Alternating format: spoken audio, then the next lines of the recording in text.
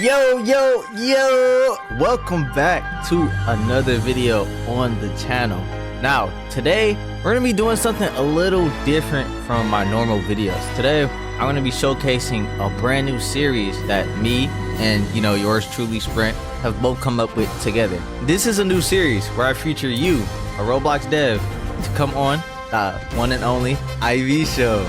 Now the Iviouz show is going to contain not only original games, but games that are non-cash grab games. Because as you see, between 2024 and 2025, we've gotten nothing but 90% straight cash grab games. So I want to give games a chance that actually deserve to be out there, pushed out there. In all honesty, I really started this show because not only have we been getting cash grab games, hella tower defense games, bandit beaters, list can honestly go on for ages. You and I both know that the Roblox community as a whole has been going downhill since the rise of all of these games. The games recently, between the last year or two, has honestly just been coming out to soothe the pockets of developers rather than improving the community as a whole. As a Roblox YouTuber that wants to make content on the games that actually have promise, the lack of experiences on the platform at the moment to even play is slowly chipping at not only the content creators, but you guys, the players. We started this show in order to change what impact the games have on the community as a whole by showcasing and promoting games that are up to standard in our view. Original, non-cash grab, passionate, and innovative games. It's honestly a win-win for all parties involved if you ask me. Developers have a platform to promote their game. You guys get to experience and discover games you might not have even known about. And by you pushing this series out to more people, will push other devs to actually make games that are actually worth being on the platform. Roblox is in a dire state, and we need your help. By uniting as a community and pushing games that actually deserve the recognition, we changed the Roblox anime community for not only ourselves, but the younger players. We owe it to them at least. So send this to a friend, and tell a friend, and tell a friend.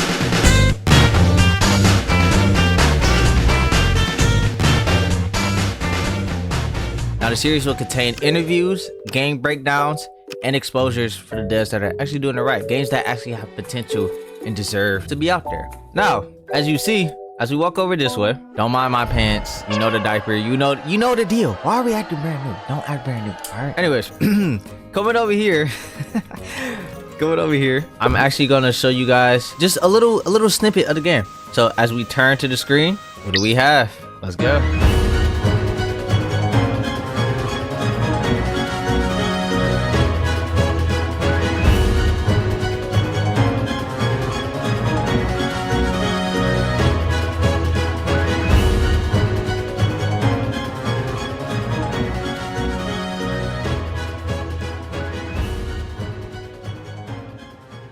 All right, everybody, now that we have actually reviewed, just a little snippet of what's to come, let's actually meet the developers in question.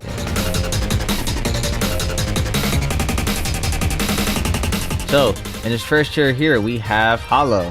What's up? In the second one, we have Rim. Yup. How y'all doing today, guys? We chill. We doing good on this fine interview.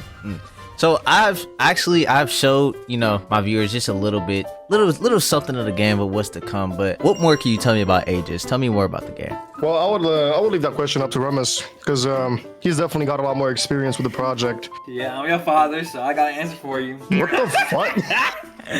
Yeah. Okay. Basically, Aegis is an RPG game, MMORPG, so it's typical of like every RPG game on the platform, but we aim to drop in a free-to-play state with the highest quality controls seen on the platform so far, as to raise the standards because we know that the platforms have been dry. And we also have prior experience from playing all the games that everyone's played, like Deepwoken, whatever, Type Soul, even off-platform like Fighters Z, etc. So basically, we're combining all of the best parts of those games we've played with our preferences, of course, and we quality control it by analyzing what's fun for players to play with and what's fun to play against.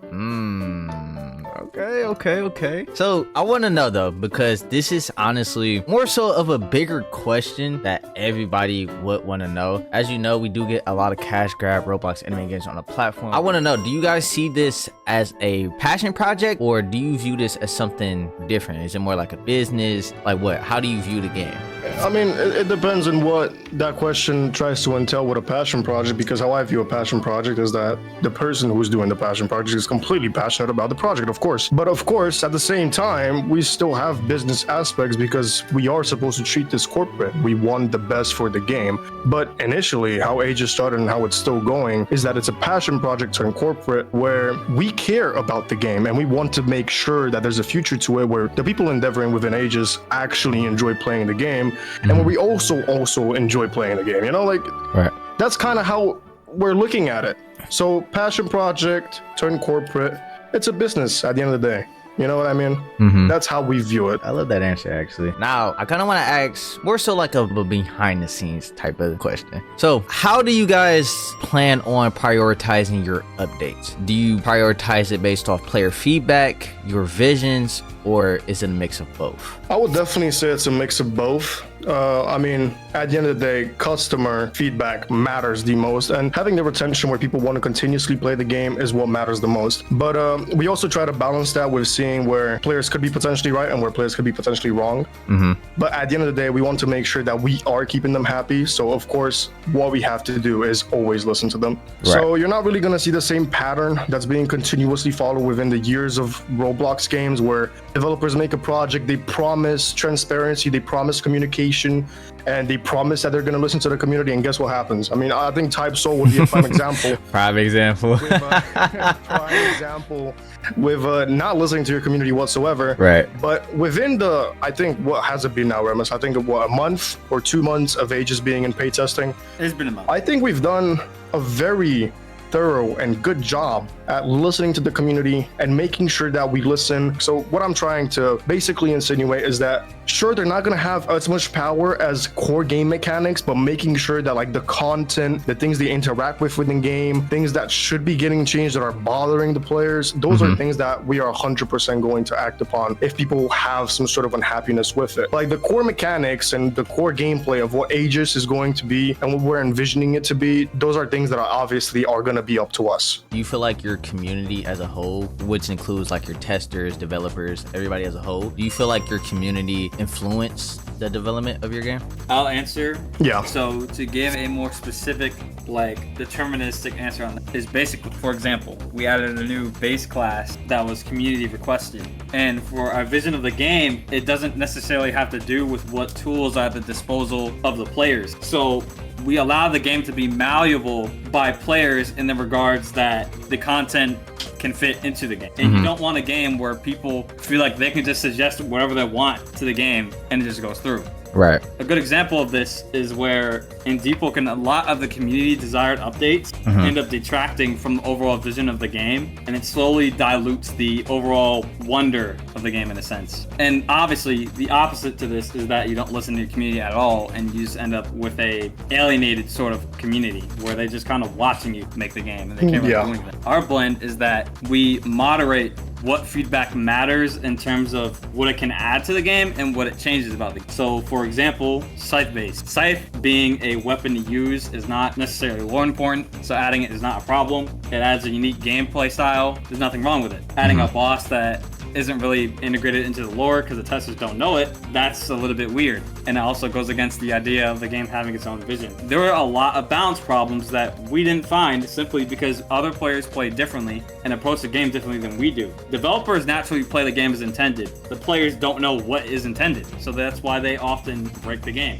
All these bugs, etc., these oversights, it's all due to a disconnect between the developer and the player. We seek to at least mediate that by building a relationship with the player base that we can engage with, and there wouldn't be any discourse regarding that either. So all in all, I'd like to say that the players do matter a lot. They don't matter too much, but they're at least half of the reason why the game is it is now. It's in a very good state, and I'm proud to say that. Yeah, the community definitely plays, I would say, if not the biggest role in the game. Would you guys say that you have perma-death aspects in the game? Minimal. Minimal? And when I say minimal, that's being very generous. Yeah, it's very considering that we do not want any sort of PD aspect in the game where you're actually going to get character wiped. I don't really enjoy that. And I think overall my answer to that is that I think we're all coming to an age where we realize that a lot of our time spent on video games shouldn't be wasted the moment we do some sort of mistake in the video game. Right. Personally, I do not want to see, like, let's say a 300-hour slot I just made get wiped because of one little mistake I made. Now, with that being said, I think like the only sort of PD aspect, which again, as I said, is very generous,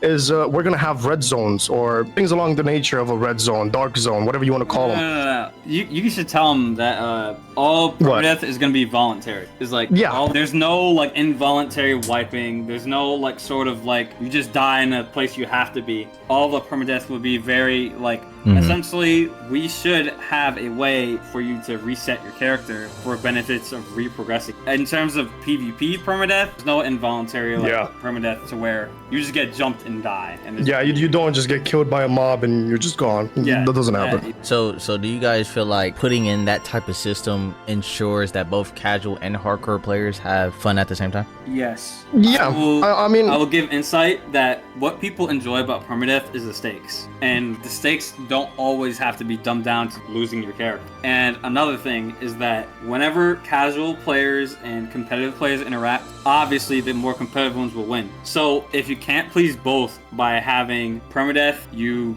detract from the casual player base because they're not good enough to make use of it. If you have no permadeath, then you'll have elite players just generally feel unsatisfied playing the game. Generally, it's very unusual compared to other games always having permadeath, but I'll just lay it out in two ways. One way is that permadeath as a presence when it's there ups the stakes. So subconsciously, the stakes are there, which means that the stakes, being that your character dies, is more of a cheap exit. The problem with that is that that doesn't really add anything to gameplay. It just makes people more nervous or just makes people more scummy, which is why a lot of permadeath games have very aggressive communities to say it. So were there ever to be permadeath in the game regarding PvP, there is in no way or shape or form would it ever involve like involuntary death, such as just getting randomly killed while you're right. Absolutely none of it. Y'all heard that from them personally. So if y'all want to hop in this game, just know you won't die unintentionally by somebody trying to BK you. So last thing before we hop into our next segment, tell me about your progression system. What systems do you have in the game, like levels, ranks, abilities? Like what did you include in the game that would keep the players motivated? For a starter, during the progression, since we played games like Deepwoken, etc., everything basically type soul, we've gone through grind progression playthroughs and we've gone through like easy ones. And what I can say is that we take a lot of inspiration from the Deepwoken formula of progression being freeform and expressive towards the player and feeling like you make your own character, that every character was unique. As for systems that we plan to add upon the progression stage of the game, we can say, for starters, you'll be able to obtain passive talents. We have Type Soul as a main inspiration for a subclass system to where you can acquire a set of skills that is universally obtainable by everyone. Right. So you aren't locked out of it just because of the weapon you're using or what race you're using. We also have the racial progression system where you can progress your own character's lineage and his racial abilities. And we've seen a very big lack of like racial progression in any game matter. And we want to change that. So if you add all those together, where you can progress your own weapon skills, you have weapon progression. So whenever you use a weapon, you gain experience using it and you can master it. You gain a different stance, etc. You also have racial progression, and you also have progression towards a subclass. So that adds about 4 layers of depth to your build. Our progression is going to aim to hit all bases of the people who like the rigid, you know what you're getting aspect in regards to subclasses in your race. And people who like the free form, I get to guess what I get and choose what I get from like a big catalog of them. So essentially you just have you have the freedom to make your build the way that you want to.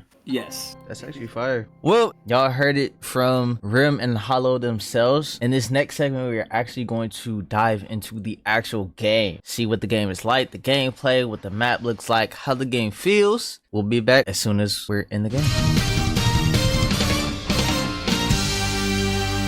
I actually love the fucking aesthetic of this game. First and foremost, right here, this is going to be your tutorial NPC.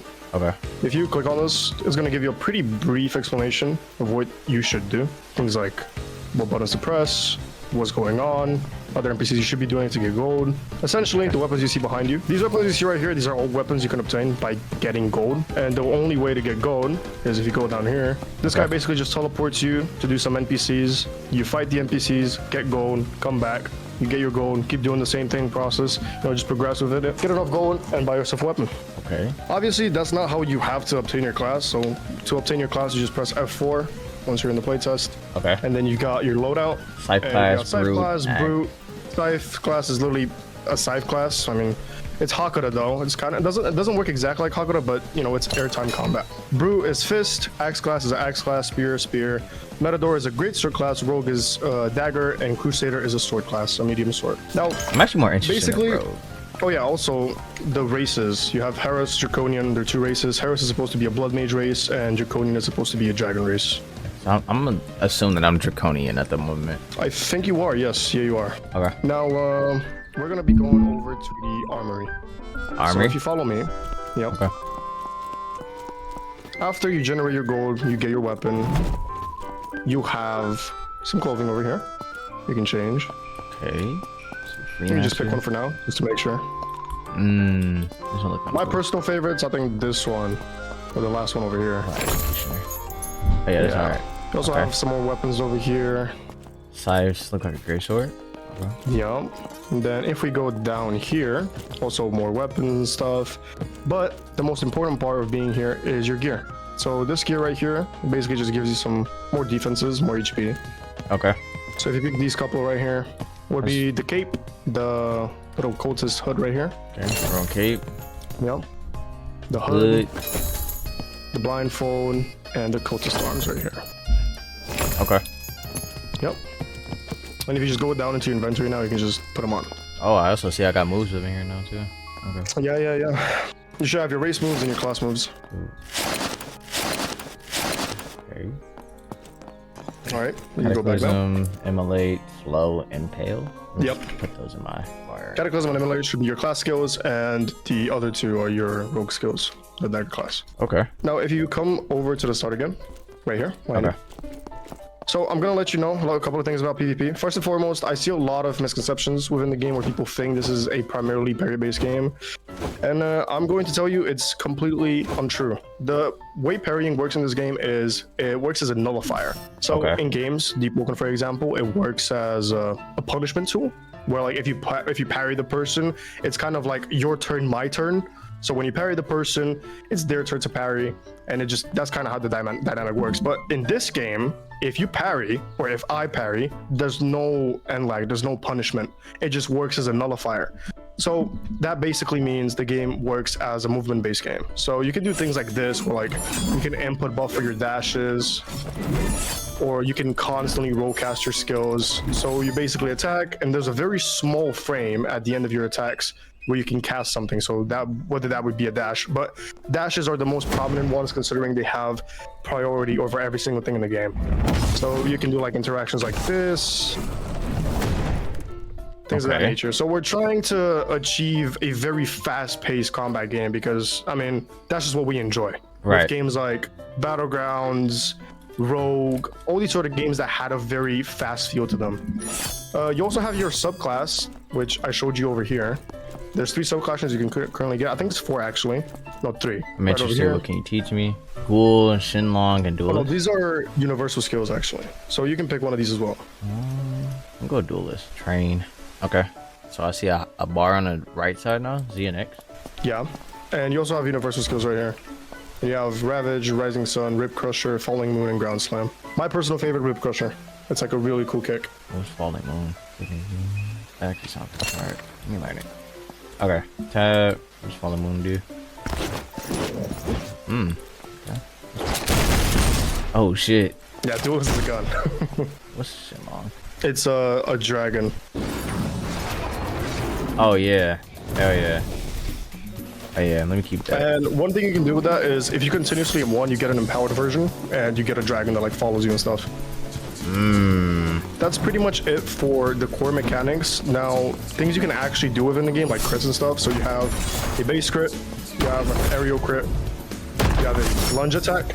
So that would be just running and then M1ing. And you have a aerial lunge attack. So that would be just M1ing while jumping. You have a dash and a roll cancel. Oh, you also have sliding.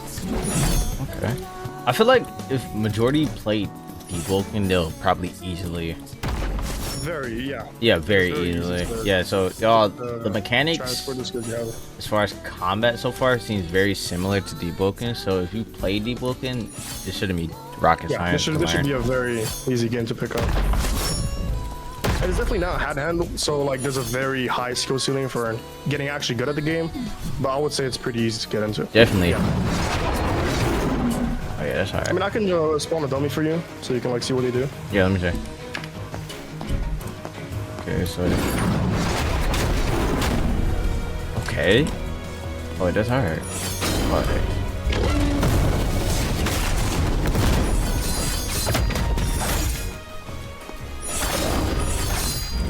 Yeah. And now you get the empowered version.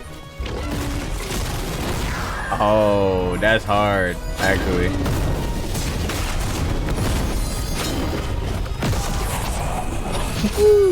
And if you do immolate into the cataclysm, you grab them. Immolate Do you into immolate it. now? Yeah.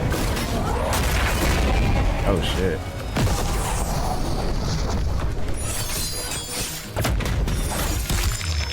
Actually, got time like that real quick.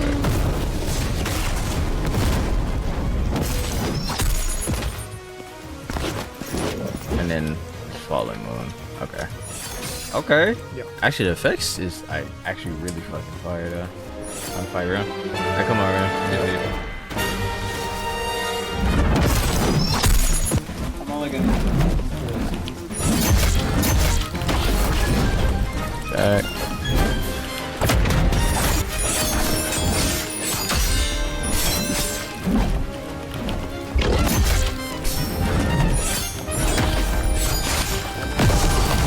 Okay.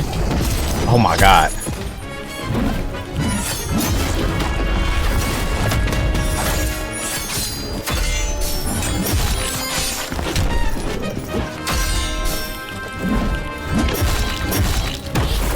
Ooh, hold on.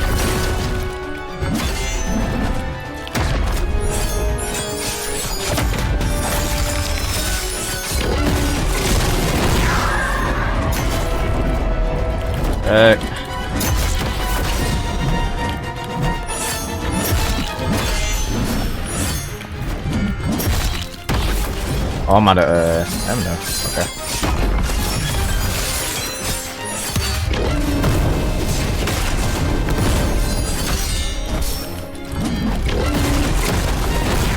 I ran right into that too. Oh shit! I ran right into that.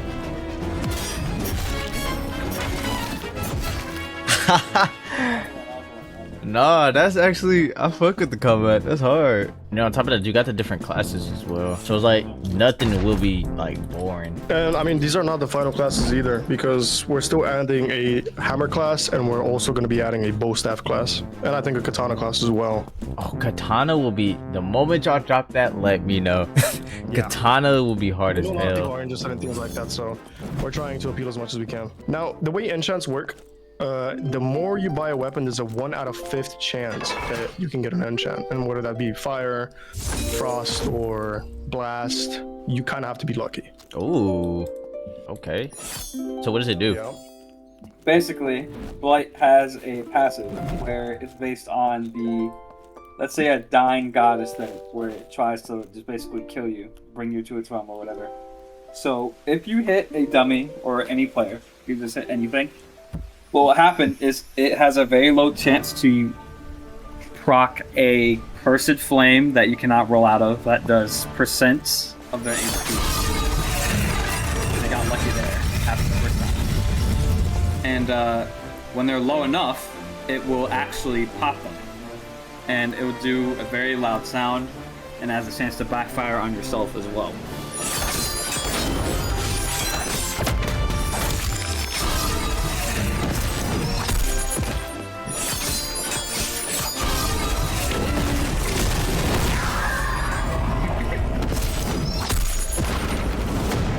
Get in there, get in there.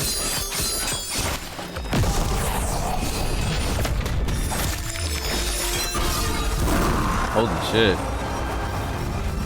Oh. Whoa. Okay, so if it explodes, it procs back on me as well. Yeah. That's actually interesting. I'm actually liking that intent already. Already liking that intent. How do I tell them? Yep.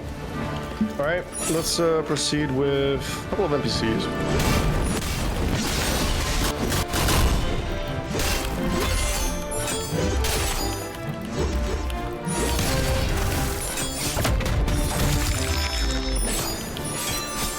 Dead. 3 stabs to the head is crazy. So I'm assuming each weapon has a different execution style, obviously. Yeah. Yeah. Also, with enchants, they all modify your swing trail because in games, sadly, they usually don't do that. We added that because we thought it would fit with the overall visual.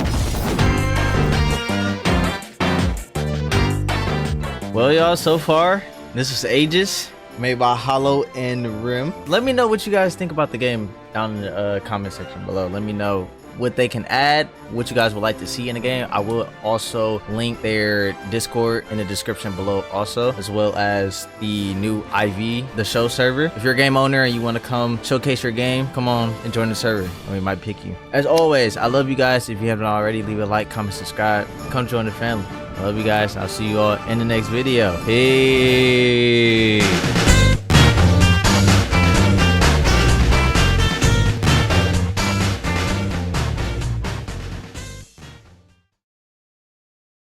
Stupid ass. Oops. So in this first chair, I have. Yeah, Hollow. Okay, hold on. Yes, we actually have to restart.